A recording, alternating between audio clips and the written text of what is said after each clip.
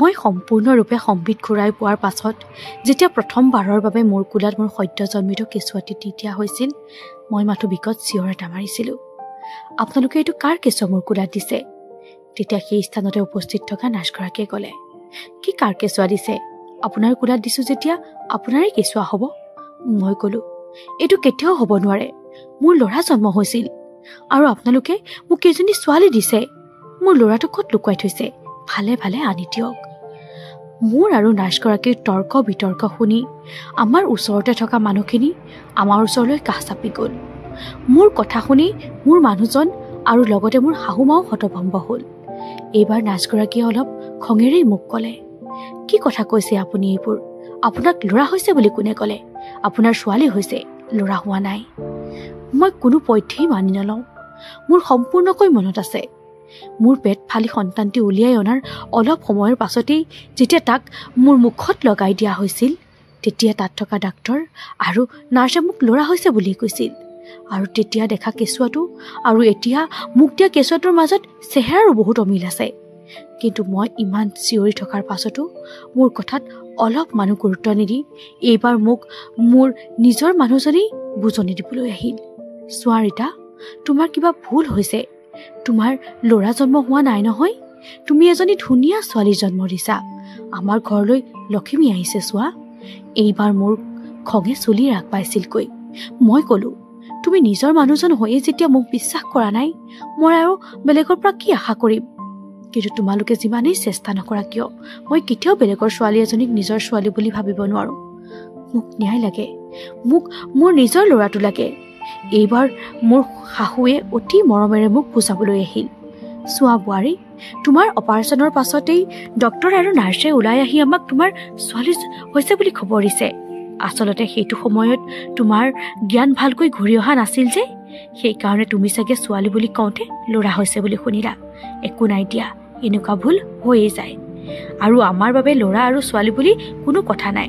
তুমি যে এজনী সুস্থ সবল ছোৱালী আমাৰ মাজলৈ আনি দিলা, তাৰ কাৰণে আমি চিৰকৃতজ্ঞ। মই হাজাৰবাৰ চিঞৰি থকাৰ পাছতো যে এইজনী মোৰ ছোৱালী মোৰ নহয়, কোনেও কিন্তু বিশ্বাস নকৰিলে। হস্পিটেলৰ ডাক্তৰ আৰু নাৰ্ছ আদিয়ে মোক বেছিকৈ চিঞৰি থাকিলে হস্পিটেলৰ পৰা উলিয়াই দিয়াৰ লগতে পুলিচ কেছ কৰাৰ ভাবুকি দিলে।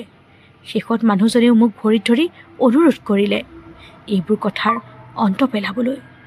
মই উপায়হীন হৈ পৰিলোঁ।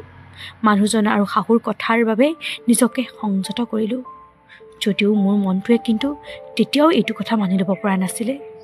ছোৱালীজনীয়ে পিয়াহত কান্দিবলৈ ধৰিছিল।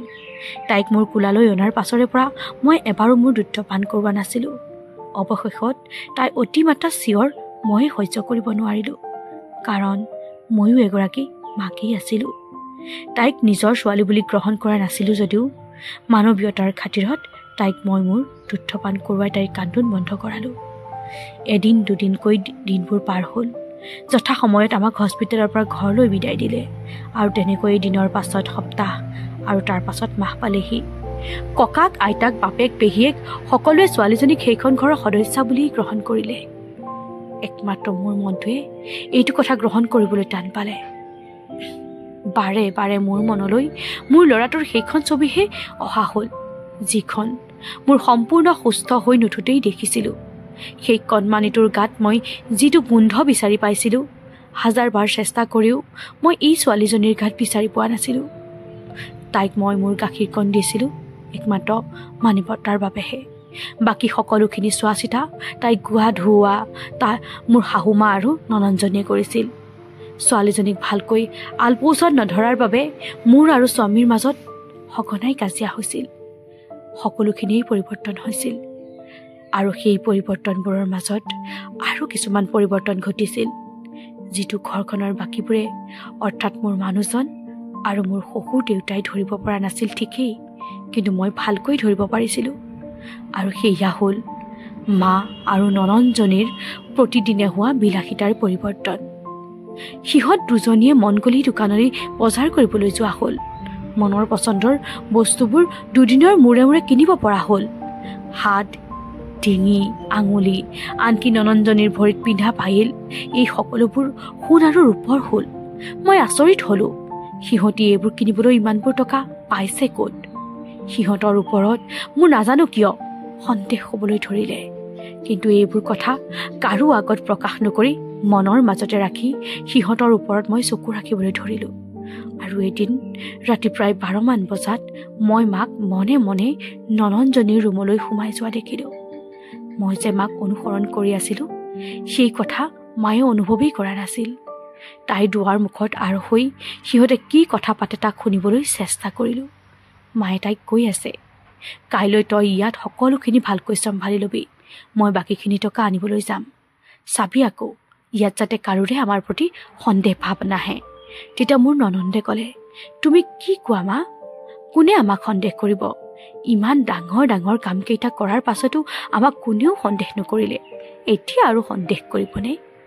এটা কথা কিন্তু, গোটেইখিনি পইচা লোৱা শেষেই হ'ল, এইবাৰ কিন্তু মোক সৰহকৈ লাগিব। মোৰ কাণেৰে যিবোৰ শুনিছিলোঁ তাক মই বিশ্বাস কৰিব পৰা নাছিলোঁ। গোটেই নিশা মই বিচনাতে চটফটাই থাকিলোঁ। পিছদিনা মোৰ শাহু আৰু নননজনীৰ প্ৰতিটো কামৰ ওপৰতেই মই কাৰা নজৰ ৰাখিলোঁ। হাতত বেগটো লৈ শাহু মা ওলাই যোৱাৰ লগে লগে ময়ো ঘৰৰ পৰা ওলাই দিলোঁ। নননজনীয়ে মোক সন্দেহ কৰিব নোৱাৰাকৈ ছোৱালীজনীৰ দৰকাৰী কাগজ এখন উলিয়াবলৈ আছে বুলি মিছা অভিনয় কৰি ছোৱালীজনীক তাইৰ হাততে গতাই থৈ আহিলোঁ। মাৰ পাছে পাছে মই গৈ থাকিলোঁ। আৰু অৱশেষত মায়ে এখন হোটেলত সোমাই এজন আভিজাত্য লোকৰ পৰা টকাৰ বান্দোল গ্ৰহণ কৰি একান্ত মনে গণিবলৈ লাগিলে। মায়ে কামটো মনে মনে কৰিছিল যদিও মোৰ মোবাইলৰ কেমেৰাত যে সকলোখিনি বন্দী হ'ল তাৰ পাত্তাকে নাপালে। মই কি কৰোঁ কি নকৰোঁ ভাবি নোপোৱা হ'লোঁ। প্ৰথমতেই যদি মই মানুহজনক এইবোৰ কওঁ, মায়ে নানান নাটক কৰি পুতেকৰ মন গলাই পেলাব। সকলোখিনি চালি জাৰি চাই মই পোনপ্ৰথমে থানালৈ যোৱাৰ সিদ্ধান্ত ল'লোঁ আৰু তাত গৈ পুলিচৰ আগত সকলোখিনি বিৱৰি ক'লোগৈ। লগে লগে পুলিচে তদন্ত আৰম্ভ কৰি দিলে আৰু ঘোৰ সত্যটো আমাৰ মাজলৈ আনি দিলে। মোৰ যি বিশ্বাস আছিল যে মোৰ কোলাত দিয়া সেই ছোৱালীজনী মোৰ নহয়, সেইটো কথা পুলিচে প্ৰমাণ কৰি দিলে। মোৰ এটি ল'ৰা সন্তান জন্ম হৈছিল, যাক মোৰ শাহু আৰু ননন্দে ডাক্তৰৰ লগত লগ লাগি 5 লাখ টকাত বিক্ৰী কৰিছিল এজন ছোৱালীৰ দেউতাক হোৱা নিকৃষ্ট মনৰ মানুহৰ ওচৰত। পুলিচে এই কেছটোৰ তদন্ত খুব সুন্দৰকৈ কৰিলে আৰু দোষীয়ে উচিত শাস্তিয়েই পালে। বৰ্তমান মোৰ কোলাত মই জন্ম দিয়া সন্তানটি আছে। ছোৱালীজনীকো তাইৰ আচল মাকৰ ওচৰত গতাই দিয়া হ'ল।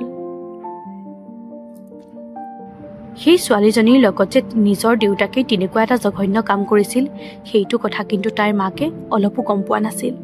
ছোৱালীজনী দিওঁতে মোৰ দুচকু সেমেকি উঠিছিল, যাক মই ইমান দিনে মোৰ নিজৰ ছোৱালী বুলি গ্ৰহণ কৰা নাছিলোঁ। এয়াই হয়তো মাতৃত্ব। ভিডিঅ'টি সম্পূৰ্ণকৈ উপভোগ কৰাৰ বাবে আপোনালোক সকলোকে আন্তৰিক ধন্যবাদ। যদি ভিডিঅ'টো ভাল পালে তেতিয়াহ'লে প্লিজ লাইক, কমেণ্ট আৰু শ্বেয়াৰ কৰিব, লগতে চেনেলটো ছাবস্ক্ৰাইব কৰিব।